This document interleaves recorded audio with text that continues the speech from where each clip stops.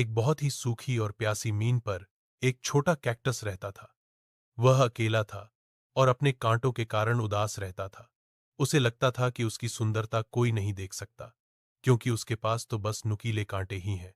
एक दिन उस मीन पर एक रंग बिरंगी तितली आई।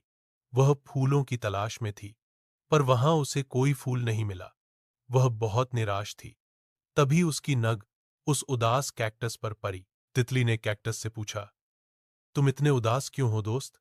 कैक्टस ने धीमी आवाज में कहा, मेरे पास केवल कांटे हैं।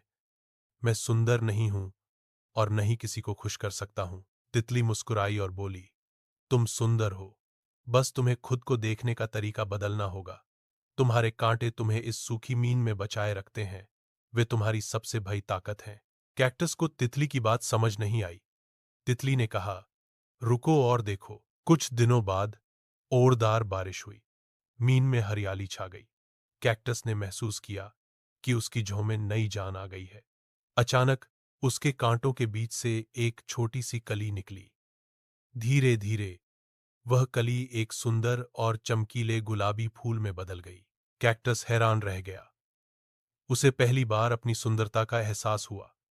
उसका फूल बहुत ही अनोखा था और उसने उस वीरान मीन को भी सुंदर बना दिया। तितली वापस आई और उसने उस फूल पर बैठकर रस पिया। उसने कैक्टस से कहा, देखा, तुम्हारी सबसे बड़ी ताकत ही तुम्हारी सुंदरता बन गई।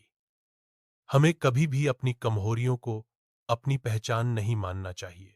कैक्टस ने उस दिन सीखा कि हर किसी के अंदर कुछ खास होता है, जिसे सिर्फ सही समय पर पहचाने जाने की जरूरत होती है। यह कहानी तुम्हें कैसी लगी? क्या तुम कोई और कहानी सुनना चाहोगे?